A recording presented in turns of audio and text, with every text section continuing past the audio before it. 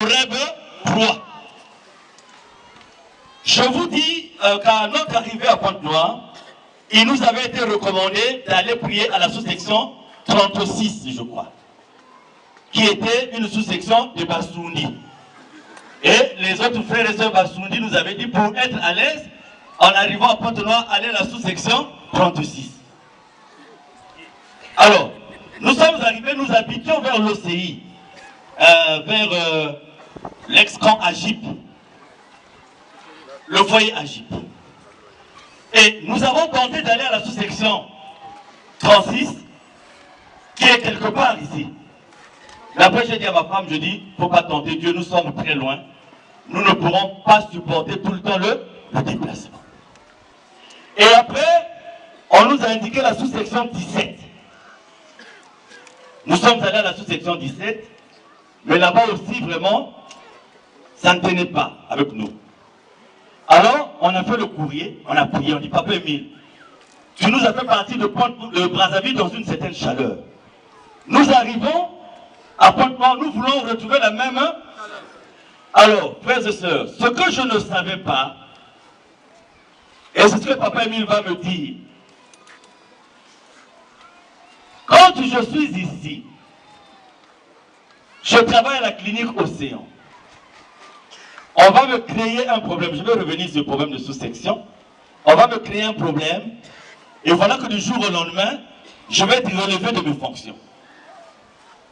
Et à un moment donné, je vais dire, mais dis donc, sur un plan professionnel, on ne me reproche de rien. Sur un plan d'assiduité à la prière, j'y suis. Mais qu'est-ce qui se passe? Et vous voyez le message que Papa Émile va envoyer à travers un frère, pour qu'il y ait toujours un témoin. Je lui dis, va dire à Papa Mikungi, il est en train de se plaindre pour sa situation professionnelle. Mais il doit savoir que ce n'est pas pour ça que je l'ai envoyé à Pointe-Noire. Il saura pourquoi je l'ai envoyé à Pointe-Noire. Et le frère qui avait reçu le message vient nous donner le message là où nous habitions. Alors, avec mon épouse, nous sommes dans la rue et c'est un papa qui vient nous voir, le frère Ngoma Victor.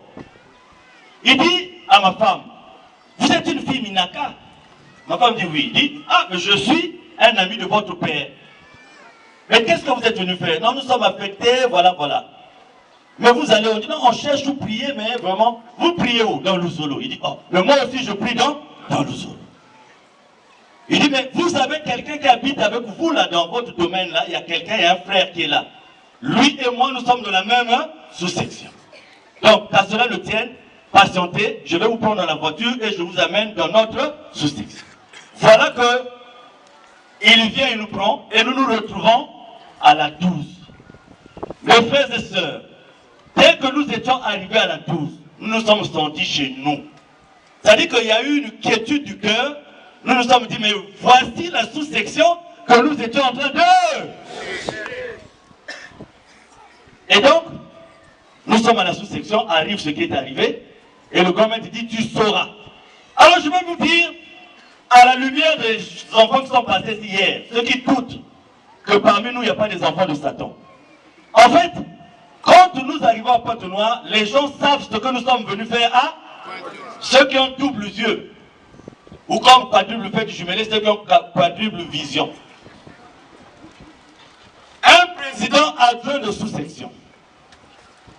Papa, pour les raisons de témoignage, je vais donner son nom puisqu'il est présent ici. Papa Ngoma, je l'ai vu tomber ici, de Patmos 1. Il est venu me voir à la maison. Il m'a dit ceci, papa, il y a un game comme la Pointe-Noire à Wa. Ça me passe à Goudia, il y a Goudia. Si je me cuise, ça me la lumière, je vais le papa, va passer. Donc, vendre mon tour, nous avons frères et sœurs, après c'était le début de mon calvaire. Je suis tombé malade, mais ce qu'on appelle vraiment malade. Ceux qui se souviennent de l'époque, vous ne pouvez pas me reconnaître. Nous sommes allés, on a dit, ah non, mais lui, c'est sa vie passée là, il faut aller faire l'examen du sida. Ça ne doit être que ça. Parce que quand je ne connaissais pas Dieu, mes frères et sœurs, ma distraction, c'était seulement la vie. Dans mon carnet de comptage et de statistiques, en une année, j'étais arrivé à 117 copines. Et Justin Gabio, il est parti dormir. Il est là, Gabio vient. Et j'avais, quand ma mère, j'ai vu ma mère a insisté, ma mère a dit, non, toi, tu commences à travailler, il faut que quoi là, il faut que quoi. Quand je dis à ma mère, mon que quoi, mais, quand moi si ça ne suffit pas.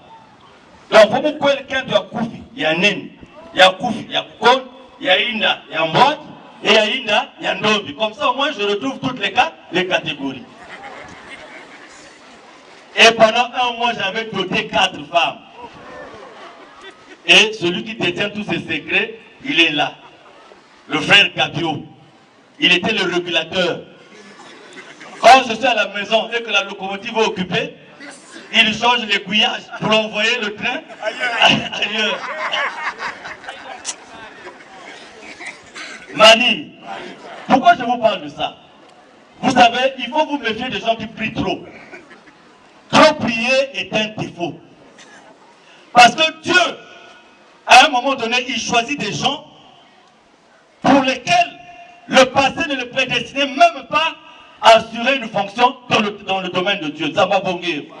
C'est ce qu'on appelle la souveraineté de qui? De Dieu. Donc, frère, à Pointe-Noire, nous avons connu un calvaire. Nous sommes venus avec lui quand nous sommes venus à Pointe-Noire. Et, bon, je passe, c'est grâce à Dieu que nous retrouvons la santé. Et voilà comment nous rentrons au Bucopène. Pas le Bucopène là, mais le premier Bucopène dans lequel nous rentrons, c'est celui de Papa Menga. Un bon matin, on se réveille, MGA, Papa Alphonse Makosogoma, moi, le défunt Stéphane Mavungu, on apprend que nous sommes maintenant membres du secrétariat du... Mais alors, en fait, le plan, c'était quoi? C'était pour mieux nous prendre, pour nous étouffer. C'est ça qui était prévu. En fait, papa avait mis jeté son dévolu sur Point Noir depuis des années. Parce qu'il savait que les choses allaient partir de Point Noir. Mais il savait aussi que Satan devait l'attaquer à partir de Point Noir. Frères et sœurs, voilà comment on se retrouve à la 12. À la 12, on fait la rencontre de Papa Tinona. Je vous passe l'histoire de Sétiquabien, etc.